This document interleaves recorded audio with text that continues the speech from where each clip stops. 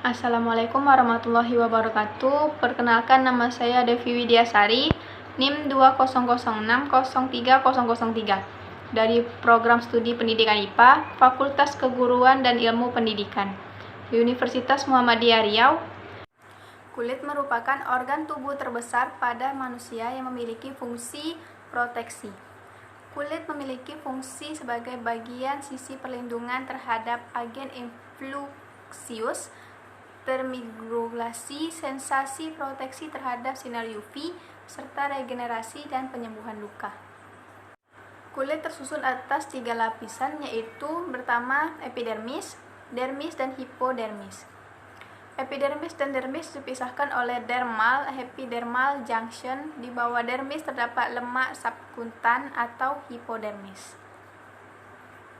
Epidermis merupakan bagian kulit paling luar. Ketebalan epidermis berbeda-beda. Pada bagian tubuh yang paling tebal berukuran 1 mm, misalnya pada telapak tangan dan telapak kaki, dan yang paling tipis berukuran 0,1 mm terdapat pada kelopak mata, pipi, dahi, dan perut. Epidermis melekat erat pada dermis karena secara fungsional epidermis memperoleh zat-zat makanan dan cairan antar sel dari plasma yang merember melalui dinding dermis ke dalam epidermis. Nah, epidermis itu terdiri atas 5 lapisan, yaitu yang pertama itu lapisan korneum atau lapisan tanduk, merupakan lapisan epidermis yang paling atas dan menutupi semua lapisan epidermis lebih ke dalam.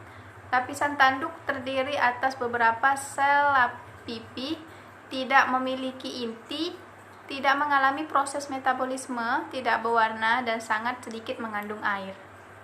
Yang kedua ada stratum lucidum atau lapisan bening, disebut juga lapisan barir, terletak tepat di bawah lapisan tanduk dan dianggap sebagai penyambung stratum corneum dengan stratum granulosum. Nah, lapisan ini terdiri dari protoplasma, sel-sel jernih yang kecil-kecil, tipis, dan bersifat translucent sehingga dapat dilewati sinar atau tembus cahaya. Lapisan yang ketiga yaitu stratum granulosum atau lapisan berbutir, tersusun oleh sel-sel keratinosit berbentuk kuparan yang mengandung butir-butir di dalam protoplasma, berbutir kasar dan berinti mengerut. Lapisan ini paling jelas pada kulit telapak kaki dan telapak tangan. Nah, lapisan yang keempat yaitu stratum spinosum atau lapisan bertajuk, disebut juga lapisan Malpighi, terdiri dari sel-sel yang saling berhubungan dengan perantara jembatan-jembatan protoplasma berbentuk kubus. Nah, lapisan yang terakhir yaitu ada stratum germinatiu atau lapisan benih. Merupakan lapisan terbawah epidermis, dibentuk oleh satu baris sel dengan kedudukan tegak lurus terhadap permukaan dermis. Ada 4 jenis sel epidermis, yaitu yang pertama keratinosit, merupakan sel banyak berasal dari ektoderm permukaan, merupakan sel epitel yang mengalami keratinasi menghasilkan lapisan kedap air dan perisai pelindung tubuh. Yang kedua ada melanosit, merupakan sel kecil dengan cabang dan dendritik panjang tipis dan berakhir pada keratinosit di stratum basal dan spinosum. Yang ketiga ada sel Langerhans, merupakan sel dendritik yang berbentuk irregular, ditemukan terutama di antara keratinosit dalam stratum spinosum.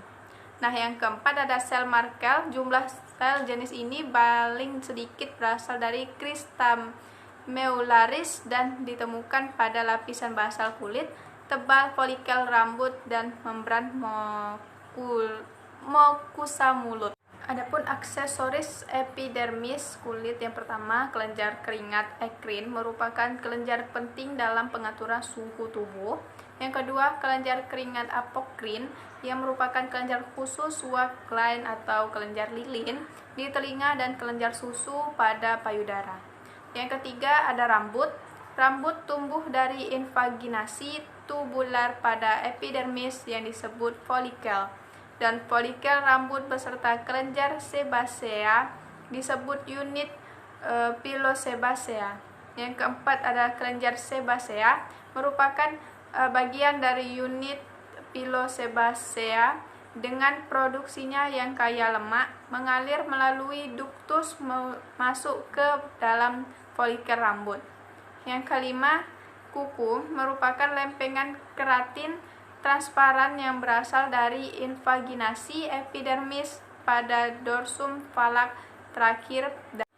Nah, lapisan yang kedua dari kulit yaitu dermis, yang merupakan lapisan jaringan ikat yang terletak di bawah epidermis dan merupakan bagian terbesar dari kulit.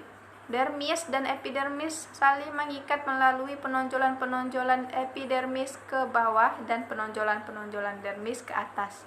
Dermis terdiri atas dua lapisan atau stratum, yaitu yang pertama stratum papillaris.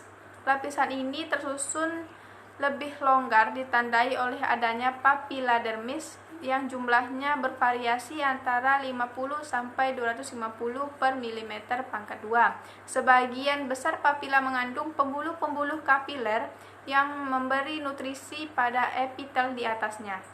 Yang kedua, stratum reticularis. Lapisan ini lebih tebal dan dalam, berkas-berkas kolagen kasar dan sejumlah kecil serat elastis membentuk jalinan yang padat irregular. Lapisan kulit yang ketiga yaitu hipodermis, tersusun dari kumpulan sel-sel adiposit yang tersusun menjadi lobules yang dibatasi oleh septum dari jaringan ikat fibrosa. Jaringan hipodermis berfungsi untuk melindungi tubuh, berperan sebagai cadangan energi, melindungi kulit, dan berperan sebagai bantalan kulit. Baiklah, sekian dari saya. Semoga bermanfaat.